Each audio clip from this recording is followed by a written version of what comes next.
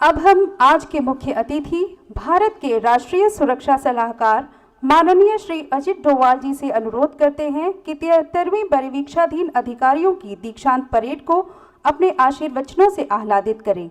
आपका स्वागत हम इन पंक्तियों के साथ करते हैं। श्रीमान, पढ़ो उसे जो झलक रहा है इनमें तेज प्रकाश, पढ़ो उसे जो झलक रहा है इनमें तेज प्रकाश, इनके रोम रोम में अंकित है इनका इतिहास। माननीय श्री अजित डोवाल जी।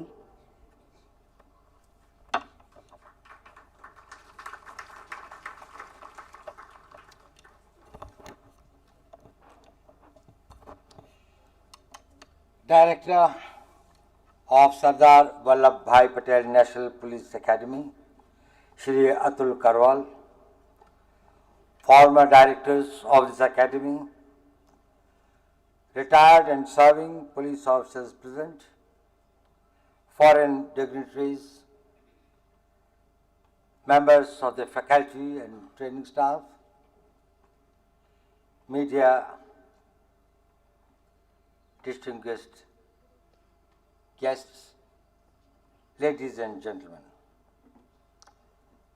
I feel honored and privileged to review this parade today of 132 officers of the 73rd batch of IPS officers. I am also delighted to see 17 foreign officers, trainees here, who have given an excellent account of themselves, as is evident by the number of trophies that they won. I am grateful to Director Karwal for giving me this opportunity for being here amidst you. I am deeply impressed by the parade. Its turnout, its brisk movements, perfect synchronization, words of command, and very special compliments to the parade commander, Darpan Ahluwalia, who has brought a great pride to all of us. My compliments to all the members of this parade who have been excellently well and gave a great performance. But this is also an occasion to thank the trainers and the ustads who have converted you into such a good, coherent parade ground team to work so well. I think they have really worked very hard. On this solemn occasion, I congratulate all of you for what you have achieved, and also felicitate for all that you are going to achieve hereafter. There is a great future beckoning you. All of you are going to be the forerunners of the future policing of this country and the destiny of this country. This is also a time for me to felicitate your families for having produced such bright young men and women who are going to serve this nation for many more decades ahead. 52 years back, I too passed out, and on this solemn occasion, let we all as IPS officers express our deep feeling of gratitude to our alma mater, the National Police Academy. It weaves us into a common identity, an identity that stays with you hereafter. You will always be known as an IPS officer. Your name will be incomplete without that suffix. Even after you retire, you will be remembered and known as a retired IPS officer. So it's an identity that this academy brings us, gives to us, and brings us together as a family. It binds us. Together we are a team, we are together, we are a family which is dedicated to the service of this country. I am also beholden to the successive generations of the faculty members, ustads, and the trainers who shaped us into becoming these police officers. This academy has trained 5,700 officers since 1948. Many among them excelled, brought laurels and honor to the service and the nation. There were great names, and there was something much great that have contributed that many of you would be knowing as you progress in your career. They were sources of inspirations for us. They led central and state forces and played a vital role in national building in post-independence period. They led brave men and women of about 21 lakh persons. That is the strength of our police forces in the strength in the states in the center. And 35,480 of them, those brave hearts, under their leadership, sacrificed their lives. They were the great leaders who were able to inspire and make people give the highest sacrifice. And that is the qualities of leadership that we expect from each one of you. We would also like to remember those 40 IPS officers who got martyred, who, like you and me, passed out from this academy.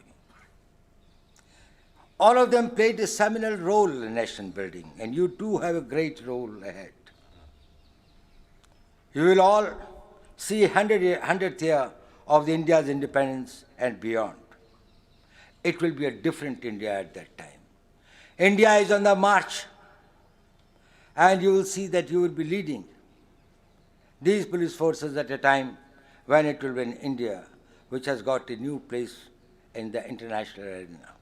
It will be a country that will be known for its many achievements and many accomplishments. It will be one of the lead nations. What we have achieved in the last few years is a beckoner to the direction in which the country is moving. For you to really contribute your might, you have got to develop a national perspective. Don't forget that the first word of your service is the Indian Police Service. You are for India, and India is for you. Every other identity gets subsumed into this Indian identity. The interest of India should be supreme, and the Constitution of India and the values, the traditions, the civilizations that our family represents.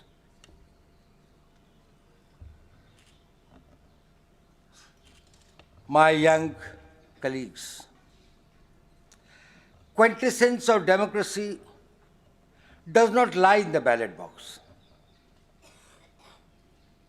It lies in the laws which are made by the people who are elected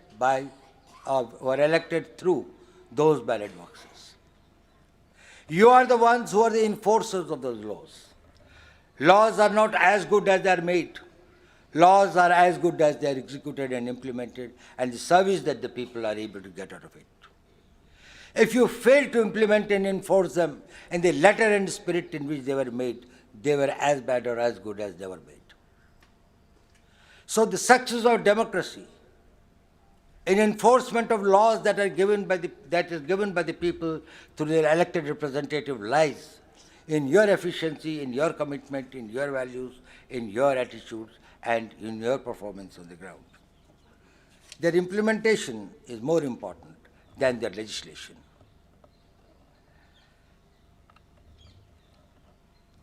No nation can be built where rule of law has failed. People cannot feel safe and secure where law enforcers are weak, corrupt, partisan. I found that many of these values were enshrined in the oath that you just took.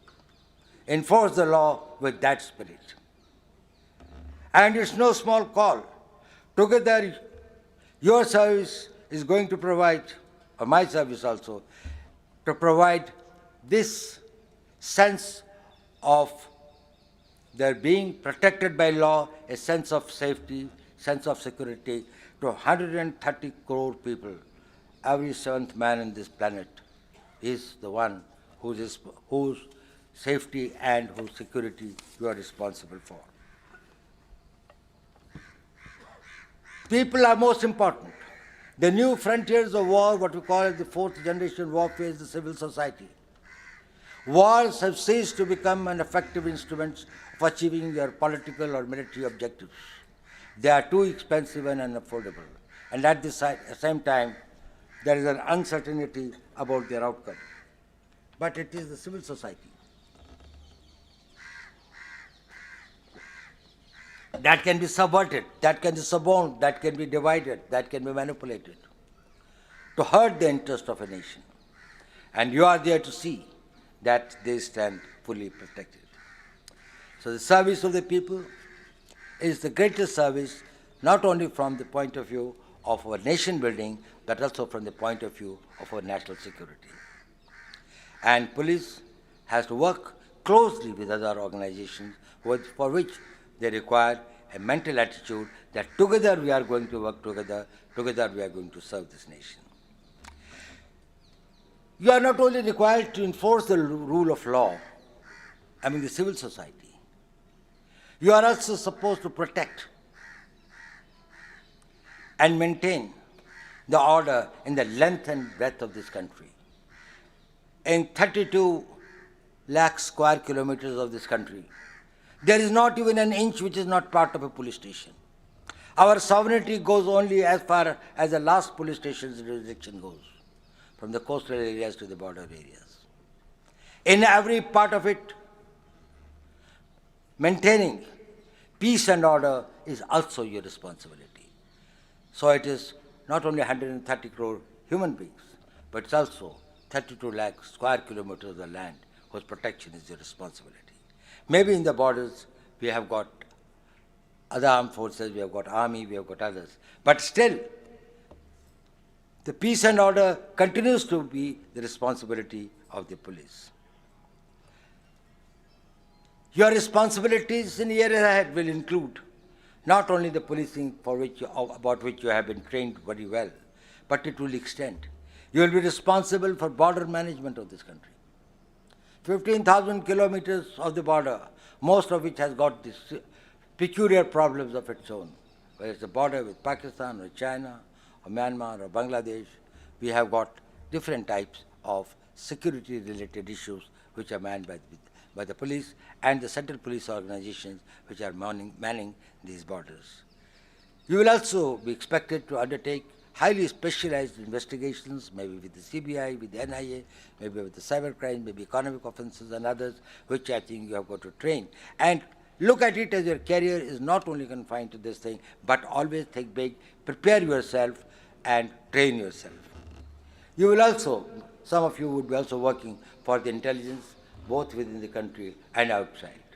And you are the one who will be responsible to see that governments are able not only to take the informed decisions, the decisions which are based on some very important facts that need to be known, but also they are enforced, and they are enforced in a way that they can serve the people and the country's interest best. And technology is another frontier in which I think many of you will have to excel.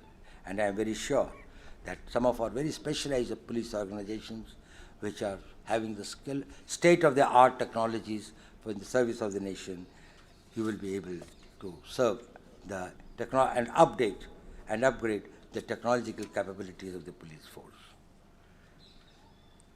These are all vital elements in nation building.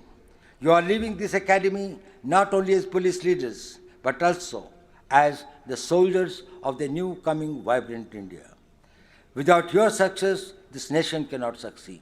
If the internal security fails, no country can be great.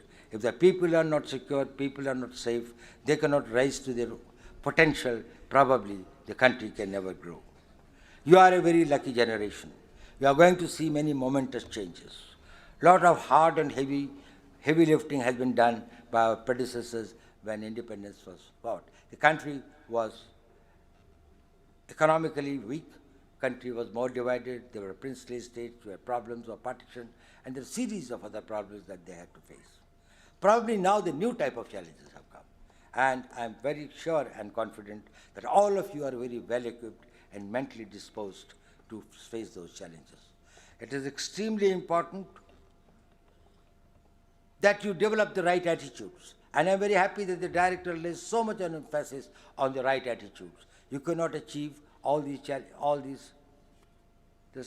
unless you are able to have the right attitude, the right bent of mind, and the right way of training yourself and self-actualizing.